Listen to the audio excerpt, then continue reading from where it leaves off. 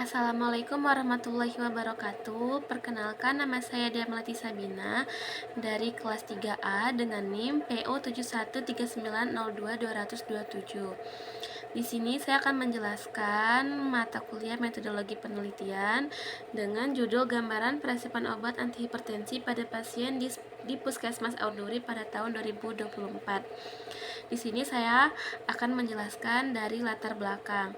Baiklah, untuk latar belakangnya sendiri, saya menggunakan metode MSKS. Apa itu MSKS? MSKS adalah singkatan dari masalah, site atau dampak, kepustakaan, dan solusi. Untuk masalahnya sendiri, di sini saya menuliskan penelitian ini bertujuan untuk mengetahui peresepan obat antihipertensi pada pasien di Puskesmas Auduri. Selain itu, penelitian ini membuka peluang dan sebagai bahan referensi bagi peneliti selanjutnya, dan bisa menjadi acuan untuk memprediksi peresepan obat antihipertensi di periode yang akan datang. Nah, untuk selanjutnya dampak. Di sini saya menjelaskan dampak dari hipertensi. Hipertensi merupakan penyakit yang berbahaya dan sering disebut silent killer karena gejala yang ditimbulkan tidak khas dan dapat berbeda tiap individu. Penyakit hipertensi dapat mempengaruhi fungsi organ-organ lain seperti stroke pada otak maupun jantung koroner. Penyakit ini merupakan salah satu masalah kesehatan utama di Indonesia.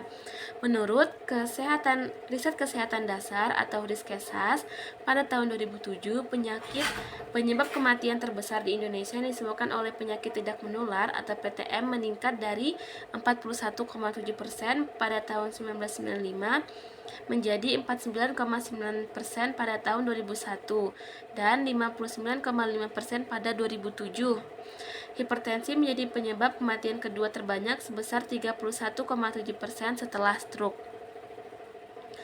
Untuk kepustakaannya, saya mengambil kepustakaan dari berdasarkan data menurut riset kesehatan dasar atau Riskesdas pada tahun 2018 menunjukkan peningkatan prevalensi hipertensi di Indonesia dengan jumlah penduduk sekitar 260 juta adalah 34,1% dibandingkan 27,8% pada Riskesdas tahun 2013.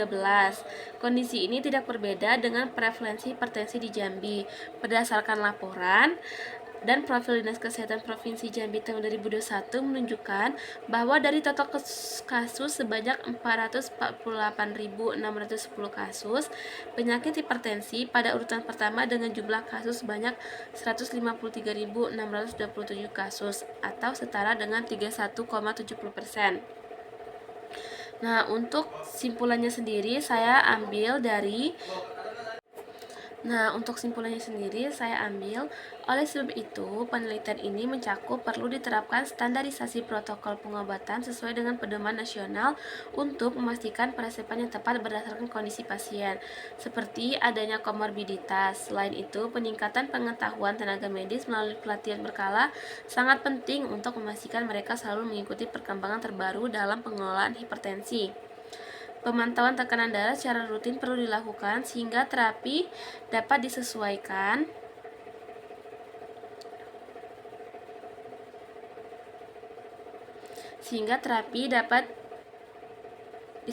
sesuai dengan responsi pasien. Edukasi kepada pasien juga menjadi kunci untuk meningkatkan kepatuhan terhadap pengobatan, terutama dalam menjelaskan risiko hipertensi yang tidak terkontrol.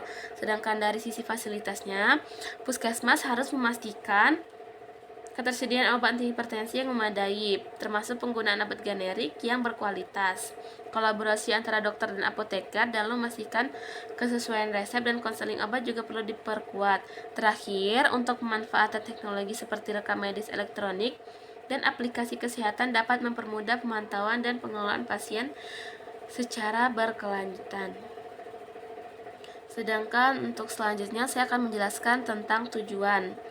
Di sini tujuan penelitian dibagi menjadi dua, ada tujuan umum dan tujuan khusus.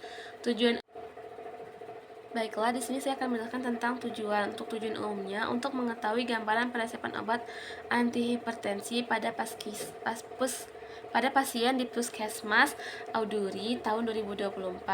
Tujuan khususnya untuk mengetahui gambaran peresepan obat antihipertensi pada pasien di Puskesmas Auduri pada tahun 2024 berdasarkan pada jumlah peresepan obat antihipertensi.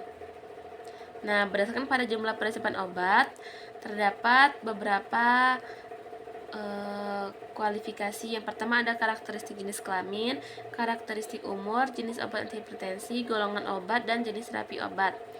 Selanjutnya terdapat kerangka pikir. Kerangka pikir saya dapatkan dari judul penelitian yang saya ambil seperti ini. Untuk bagian atasnya terdapat judul peresepan antihipertensi. Lalu kita akan membahas tentang pemeriksaan administrasi dan pemeriksaan farmaseutik. Untuk pemeriksaan administrasi, kita dapat melihat dari nama pasien, usia, jenis kelamin, nama dokter, dan alamat. Sedangkan pemeriksaan farmaseutik, kita bisa lihat lagi dari nama obat, jumlah obat, dan aturan pakai. Untuk nama obatnya, kita bisa lihat juga dari jenis obat, golongan obat, dan jenis terapi. Baiklah, untuk selanjutnya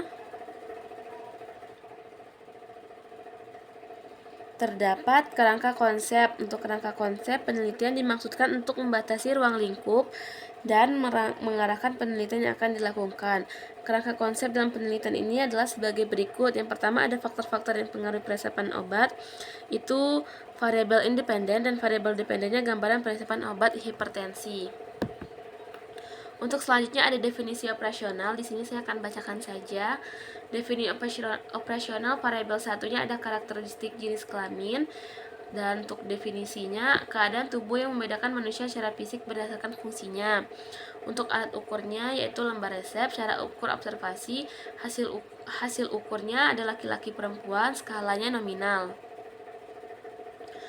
Untuk karakteristik umur, definisinya lamanya hidup dihitung berdasarkan ulang tahun terakhir, dan alat ukurnya lembar resep, cara ukurnya juga sama, observasi, hasil ukurnya golongan pertama 25-34 tahun, yang kedua 35-44 tahun, yang ketiga 45-54 tahun, yang keempat 55-64 tahun, dan yang kelima di atas 65 tahun. Untuk skalanya interval.